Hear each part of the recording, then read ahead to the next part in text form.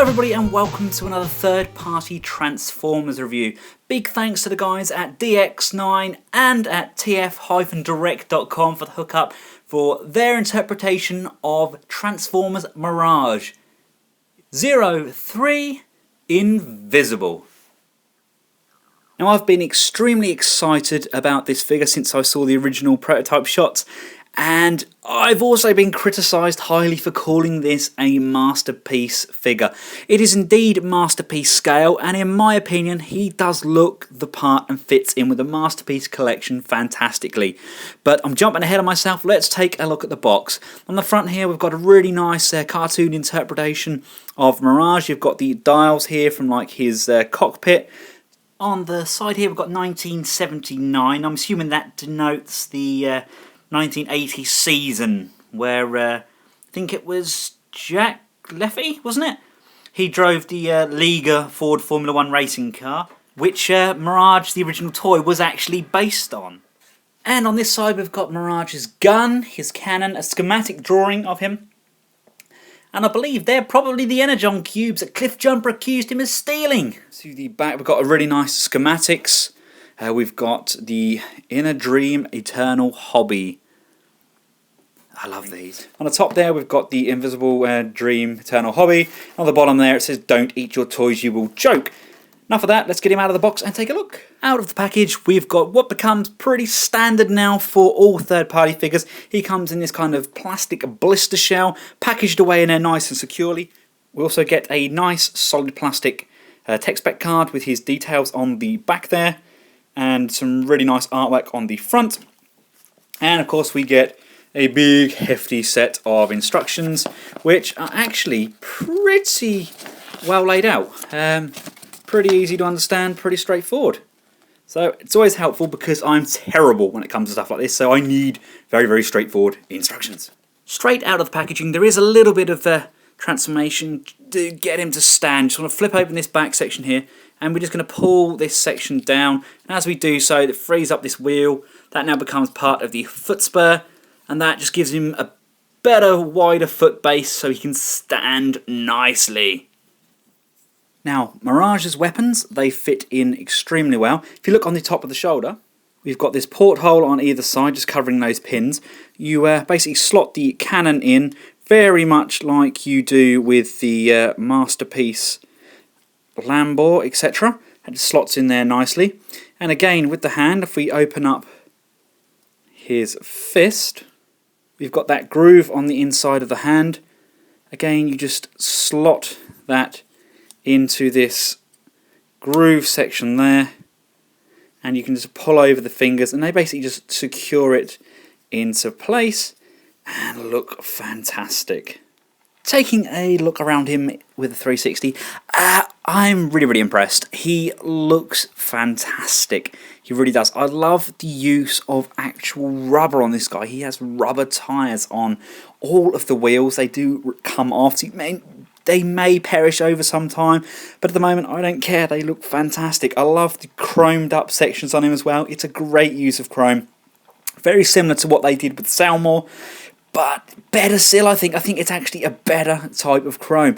Love the in-keeping silver they've done on the gun. Very in-keeping with the common Masterpiece figures, as with the launcher and the chrome section as well.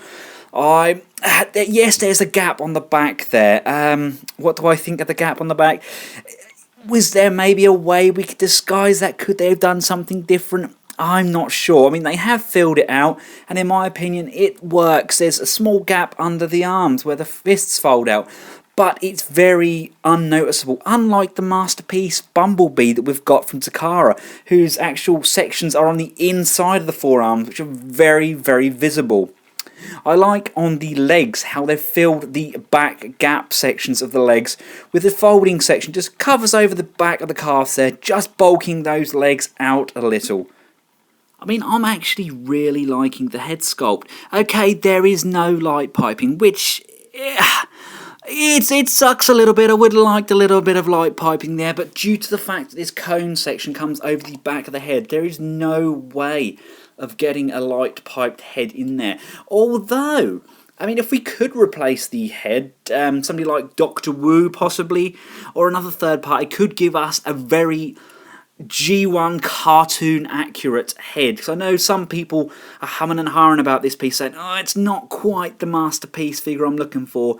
I'm not one of them. I think he looks incredible. I think it is built fantastically. I mean, DX9 stroke Unique Toys have really impressed me this year, and they've got to be one of the best improved third-party companies going. Between themselves and Bad Cube, they've really got their acts together. I mean, this guy, I was going to say, is pretty much on par with Troll, but I think that'll be knocking this guy a little bit. His plastic quality seems very professional, and it honestly does feel, in hand, very much like a Takara figure. Now, being an action figure, of course, he does move. He does have articulation. Let's take a look. The rocket on the shoulder is on a pivot. It can go up and down. And if you push it up too high, like I just did, you pop it out of that joint. It goes up quite nicely. Does this come off? I don't want to pull that out. I think that's fixed in there. His head is on a rocker. It goes up and down. I think there might even be a ball inside there. It's kind of a job to see, and it is somewhat hindered by this back section. I am struggling to rotate the head round, but as you can see, if you have smallish hands, or if you can kind of get your fingers in there, you can pose the head really nice. I mean, he's got very good upward motion, so we can look up to all the other high bots, and of course he can look down slightly. Not a great downward motion though. The shoulders themselves, they are on an up and down swivel. They are on a rotation at the arm. They do hit the back wheels, but you can adjust the wheels accordingly to get a good rotation in there. You just pop those wheels back up. There is an upper bicep swivel. There is a rotation at 2 points on the biceps. You can get a really nice kind of 007 pose. The wrists rotate inwards, the fingers open, and of course we do have a wrist swivel.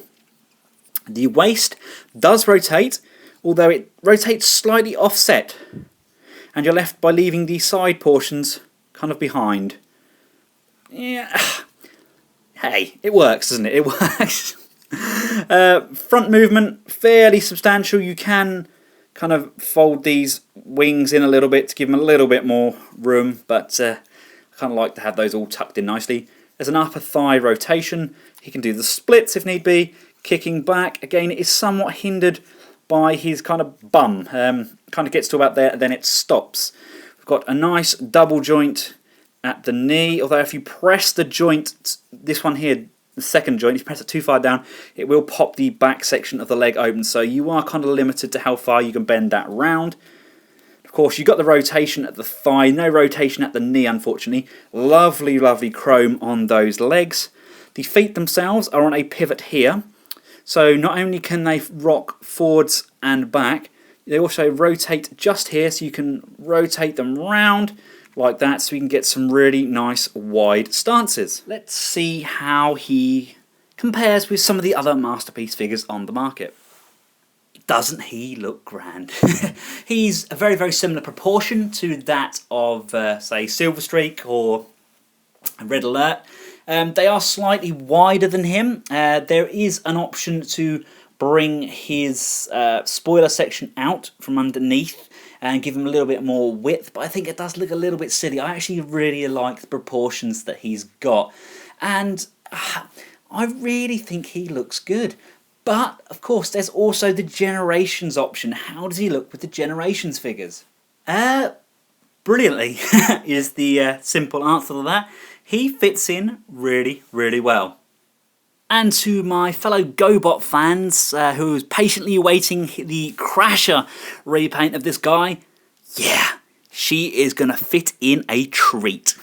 Now, enough of his robot mode. As beautiful as it is, he does, of course, transform. Let's get him changed up into that gorgeous Ford. Let's just remove his weapon from his hand and his shoulder. Now, the first step for the transformation is to pull open this chest section here. I'm just going to keep his head in one place for the moment, because I want to just show you. If you pull open the chest section, you can fold out these wings.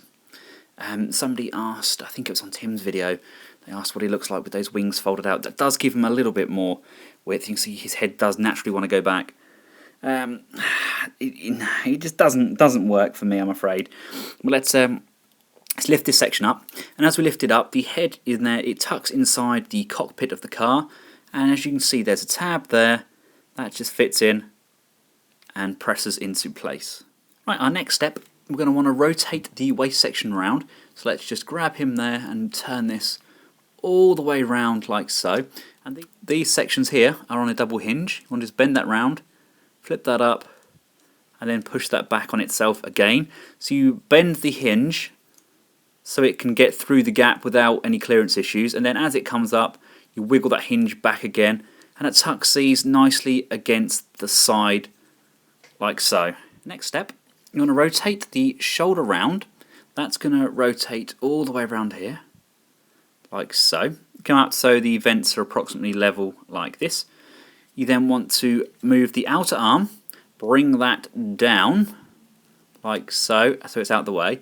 You can then bring this tyre up, and as you bring it up there's a nubbin just on the inside here. That's going to peg in just to the top there, so you peg that in and that pegs into the nose cone, line you up like so. The next step is to get the arms into place. Now basically when you wriggle this down, it does seem to want to catch on this corner here. So I found the best way to do that is just put a little bit of rotation on that hinge. As you bring it down you can then rotate it back round and there is no clearance issues at all like that. Let's just reverse this around. As you can see, all we've got to do is we've got to fold the fists into the forearms. Like so, just make sure they're square, make sure they are shut. Like so, and that fit in there nicely. You then rotate the arm in and in again on itself like so, and that's going to fit nicely into that gap. Make sure both arms are folded in and there's a tab just underneath both of them. Once they're in you want to just apply moderate force to that and actually tabs them both in to this blue section here. Next you want to fold these crotch sections in together. You then grab the crotch and pull it away from the torso, rotating it down like so. Next, come down to these rubber tyres, making sure they are fully pulled down. We want to just apply force to the back of the tyre and to the legs. Did you hear that click? That's pulled that out beyond this blue section and it's clicked into place. Now there is a bit of movement on the old rubber here when you're pulling the wheels out, but it does just slide back onto place. What we can then do is grab these leg sections here. We want to just move those out and around like so, so they slot into the inside of the legs like that. We can now just bring these together. There's a peg here, and the spoiler themselves peg together. So we can just line everything up and push everything in nice and tight. You know it's all there when it's all lined up. And finally, just to line these back legs up, you want to pull this hinge back as far as it will go, and then you want to rock it onto that white section. So that rocks this entire leg into the crevice between the wheels and the body. And as you bring these leg sections down, you'll notice this crotch plate here now lines up with these arms. Make sure you pinch those in, and then you just push that on, and that holds all of this section together nicely. Pop this section down, that pegs in, there's a peg just underneath the top there, that pegs in just above the engine, and there we go. Flip back this section here, which now forms the seat, pop that in, and there we have one absolutely stunning alt mode. Now weapon storage is available for only one gun at a time, I'm afraid. You can just slide that into the back of where the seat is. Yeah, I haven't found one for both yet. Bear in mind, I have only had this a day to have a good play with, but I do prefer it with the seat up. I don't mind having the weapons out, to tell you the truth. I think he looks gorgeous. That is a fantastic alt mode. Maybe would have liked them just to not put the name on there, because obviously I'm now going to have to get a repro label on that to make it more accurate. The 26 is fine, but it's just the name on there that bothers me. But doesn't that look absolutely fantastic? Does he scale with the other Masterpiece vehicles? Yes. Yes, he does. In fact, I'm exceptionally happy with how he looks in the alt mode. And Spike, there's sitting in there nicely as well. If you guys want any more comparison shots at all, then please just send me a PM or put a comment in the description down here. Basically, I have a lot of albums on Facebook on my Ben's Collectibles page. I like to try and photograph every toy that I review. So if you ask for any particular comparisons, I'll try and get them done and take some pictures for you. All in all, this figure ticks a lot of boxes for me. He's a very, very impressive bot mode. His colours are nigh on perfect for a Generation 1 rendition of Mirage. He's got great weaponry, he's got great articulation, the plastic quality is second to none, it is fantastically made. There's no scrapes, no bumps. The use of rubber on this for the tyres, that's really, really nice. I mean, he rolls, it's really, really well built, he holds together really well in vehicle mode, and it just looks like a race car. I'm really, really impressed. It's kind of taken me back a little bit. I wasn't actually expecting it to be this solid and this good. Once again, they've upped their game, and I'm really impressed. Now, some people prefer the look of the forthcoming Masterminds Creations version of Mirage. Myself, I'm really happy with this. This is going to be my masterpiece Mirage. If you agree with me, or if you like what you've seen here, then please feel free to click through the link in the description below and follow on to tfdirect.com. Those are the guys that hooked me up with this to have a look at. If you like what you see, go ahead and buy. And don't forget, if you spend over $55, use the product code BNVCA, that's BNVCA, and you'll get $5 back. Until next time, guys, from myself and the DX9 D03 Invisible Mirage, goodbye.